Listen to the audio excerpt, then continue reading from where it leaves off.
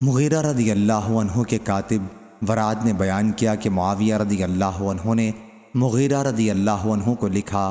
کہ جو تم نے رسول اللہ صلی اللہ علیہ وسلم سے سنا ہے وہ مجھے لکھیے۔ تو انہوں نے انہیں لکھا کہ نبی کریم صلی اللہ علیہ وسلم ہر نماز کے بعد کہتے تھے،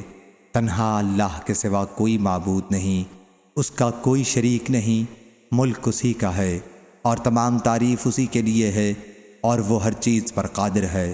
اے اللہ، جو تو عطا کرے اسے کوئی روکنے والا نہیں اور جسے تو روکے اسے کوئی دینے والا نہیں، اور کسی نصیبہ ور کا نصیبہ تیرے مقابلے میں اسے نفع نہیں پہنچا سکے گا۔ اور انہیں یہ بھی لکھا کہ حضرت صلی اللہ علیہ وسلم بے فائدہ بہت سوال کرنے سے منع کرتے تھے اور مال ضائع کرنے سے اور آپ ماؤں کی نافرمانی کرنے سے منع کرتے تھے، اور لڑکیوں کو زندہ درگور کرنے سے اور اپنا حق محفوظ رکھنے اور دوسروں کا حق نہ دینے سے اور بے ضرورت مانگنے سے منع فرماتے تھے۔ صحیح بخاری حدیث نمبر 7292۔